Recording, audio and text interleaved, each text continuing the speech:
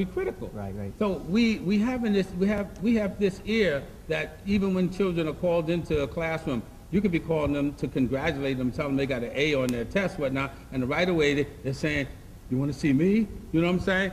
Yeah, I want to see you. And I think we need to do more complimenting. That's the point. Right. And more telling people how well we think of them. Then it always should be a surprise when we tell them it's something good. I think it's always nice to compliment somebody, and I think it's even better when you can accept a compliment. Sure. Because like you said, sometimes you have a hard time accepting the compliment because I think that comes from the fact, well, you know, you're doubting if the person's telling the truth in the first place. Right, right. Well, to me, it's irrelevant. Criticized so much, you know. Well, that's true. But I mean, if somebody gives me a compliment, then, oh, well, thank you very much. I really appreciate it. That's very nice of you. And back and forth with this person, you know, I complimented right back. And so what I'm trying to say is, if somebody compliments me, yeah, I'll take it as a compliment. Right. And I'll take it to heart, and I'll take it to my soul, because, yeah, truly I truly believe I'm a nice person. So if somebody's going to say something nice about me, I mean, I'm not going to get a swelled head and go, da. No, but I accept it, and I'll respond to it, and I'll thank them with kindness. Right.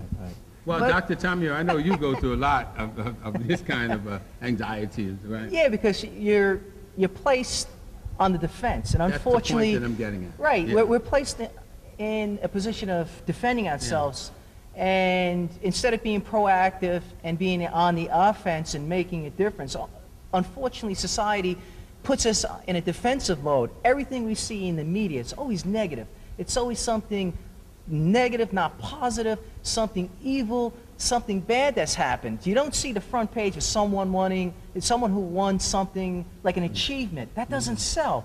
It's bad and evil negativism that sells, and it's unfortunate. And when we're constantly being exposed to this, we develop a tolerance where this becomes an everyday normal thing, so it doesn't surprise us anymore, and it becomes the norm. And when negativism, evil becomes the norm, like we always said, you have the good versus evil. When this is when evil starts to win, and that's not good. We're about positiveness, the goodness, and that's what our beliefs are, and that's what brought us together as friends and as professionals here with a common goal to make a difference in our lives, our family lives, as well as in our community.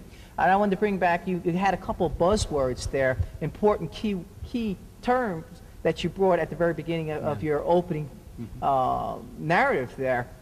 One, you were talking about love, family, some of the emotions bringing out. You have to work as a family unit. You have to show emotion, a positive emotion, and a nurturing environment. And when you said you'd bring your students down. Yeah, that was good. The environment that you set. Yes, it's the tone that you set. Just like you just said, we're talking about a tone that when you get that phone call, right away you're under the fence. It's the tone that is brought to us. If the tone is negative, right away you're in the defense. And you don't know if you did something right or wrong.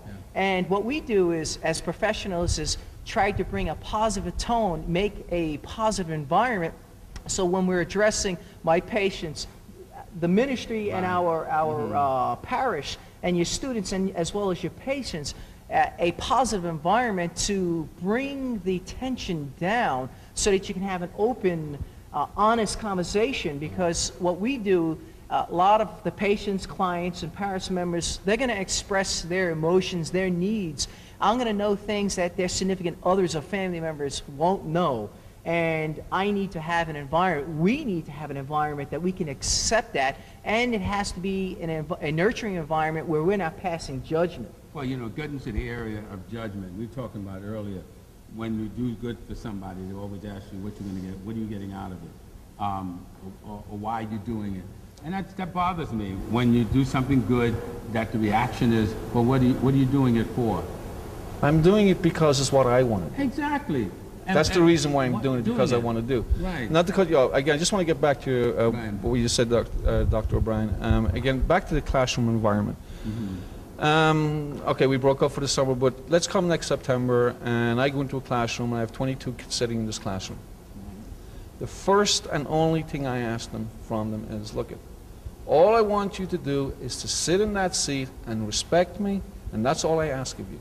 Once you give me that respect, I will dig into the depths of my soul to pull out what knowledge I have to share with you.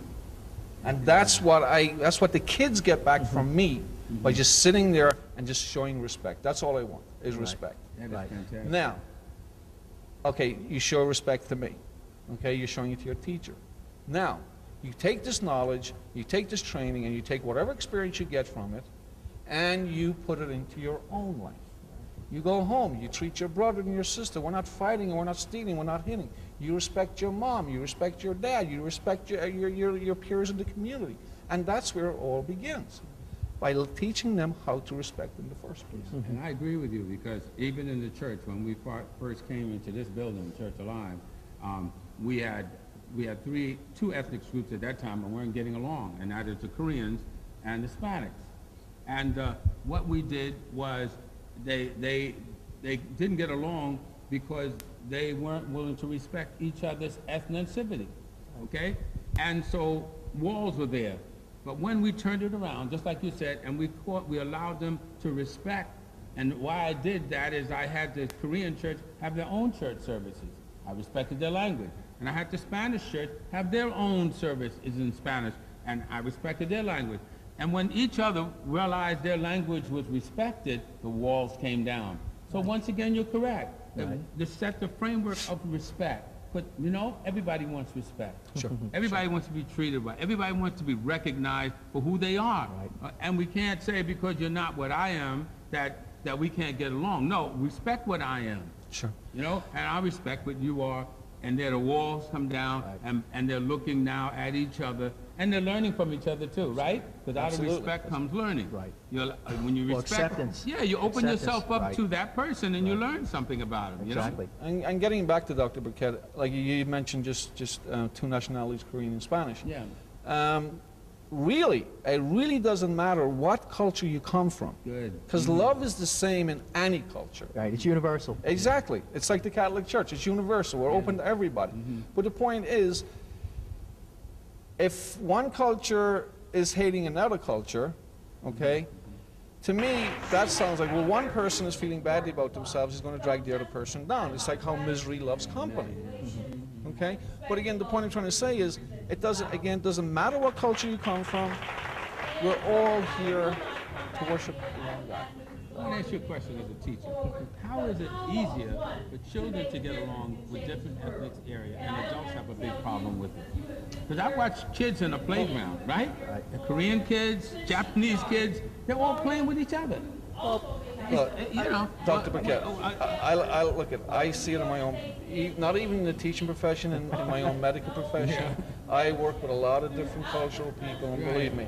I'll give you an example. I had an individual that detested him 5 years ago. Yeah, okay. By my intervention, I'll not mention names, these two are the best of buddies right now. That's all right. You know, That's all but again, because by showing this individual that had this antagonistic against Dr. O'Brien, but again, if you get into their history and their background, where did you learn this from? Who taught you But this? how could, I don't see children having a problem like we have. Okay, well, the answer to your question is maybe not as so young, but you always have to understand these kids are watching and listening what the parents are doing. Right. Maybe not at 5 or 6 or 7, 8 years of age because they're a little bit young and weak, but believe me, once they start hitting 10, 11, 12, once they start to what is it? Break away from, you know, when the kid, what does it just say at 7 years old, that, you know, how your kid, you know, the mom and dad, you got this kid for 7 years, all of a sudden now he becomes independent, and at the age of 8 and 9 he's pushing away, and it's like, oh, he doesn't love me anymore.